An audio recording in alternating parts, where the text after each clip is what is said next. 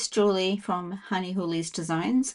Today we're going to be having a look at the twisted, or the German twisted cast on. Not the twisted German cast on, as my friend often reminds me. This is a really nice cast on for the tops of socks where you don't need a super huge amount of stretch, but you do want it to spring nicely with your ribbing. So as you can see, it's moving pretty much the entire width of my ribbing here, which is really nice. It's not as stretchy as, for example, a tubular cast on, but it is stretchier than a long tail and much stretchier than a knit cast on or a cable cast on, which are both quite firm. So you can see that it has quite a tidy little edge along the top here, and it is quite stretchy. I've used this in a number of sock patterns, including this one, which is my ruffle butt sock pattern. It's just a cute little sock with, as you might imagine, a ruffle around the ankle. Just a sweet one. So to do this cast on, we just need two simple things, as most cast ons call for, which is some yarn and our needle. Now, I have that around the wrong way there. Sorry, I have created a slip knot in my yarn here, and I'm just going to slip that onto my needle. Now, as with the long tail cast on, we want to make sure that our tail is long, obviously, enough for as many stitches as we wish to do, and that this is at the front.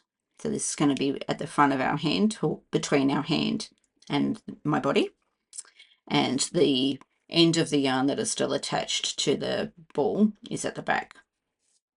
Now I'm just going to insert my fingers and thumb in between these two strands and sort of pull them down around my knuckle joint there so that I can hold on to them nicely. And I'm going to put the ends, both of them, down underneath my three fingers and hold them there. Not too tight, I want to be able to move this along as I'm working, but enough to create some tension on both of these strands. Now, there are a few additional steps to the German twisted cast on compared to a long tail cast on. So I am once again going to show this slowly the first few times, and then I'll show it at my usual speed just to give you an indication of how speedy a cast on this can be once you've had some practice. So the first thing we're going to do is we're going to go under both of these loops that are on our thumb, so under both strands. And then we're going to go down through that loop and out through the front here.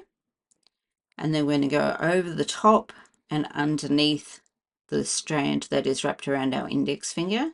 And this is the slightly tricky bit that might require a little bit of practice with the the German twisted cast on, is that we need to undo the twist that we've created here around our thumb. Now to do that, I like to just swing my thumb down so it's pointing downwards, and then we pop our needle tip down through that loop, let go of that strand, and we pull it tight. And there we have our first twisted stitch added to our needle. So again, we go under both strands, down through the middle and out the front, and then over the top of the strand on our index finger and out the bottom. And then we're going to drop our thumb by swinging it down.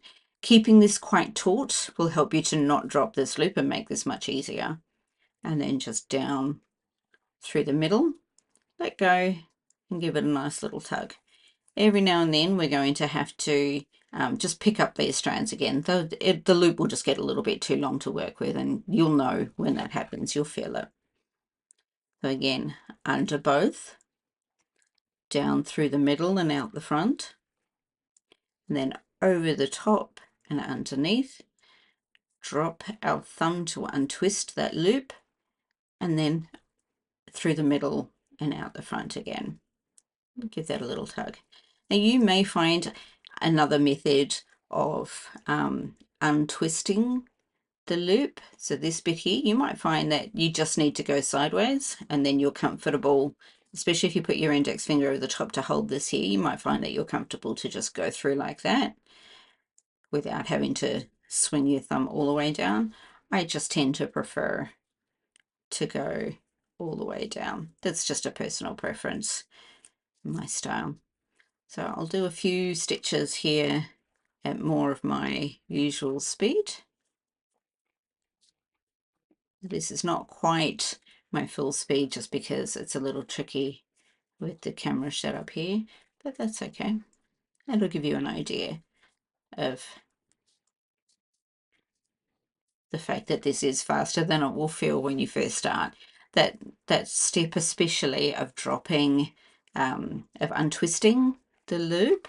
So this bit's going to feel a little uncomfortable and a little awkward at first, but a little bit of practice and I promise you'll have this very quickly memorized and functioning for you. Now you can see that that is quite a nice tidy cast on. As we saw on the sock, it will work beautifully going straight into some stockinette or some garter stitch or ribbing, whether that's 1x1, 2x2, however you're working your ribbing. And much like the long tail cast on, we've actually already worked a row of stitches here, so we can see those little pearl bumps are nice and tidy there. So it is a really lovely cast on. If I was working back and forth flat on, for example, stockinette here, I would actually purl, knit, no purl, purl the first row here and then turn around and knit. If I was working in the round, I could knit or go straight into ribbing or whatever it is that I happen to need. So this is one that you'll probably want to go away and practice a few times before you pick up your actual project and cast on for it, just because it can be a little bit tricky, like I said, with the dropping of the loop, and that's fine. It's just practice. It's just sticks and string. You've got this.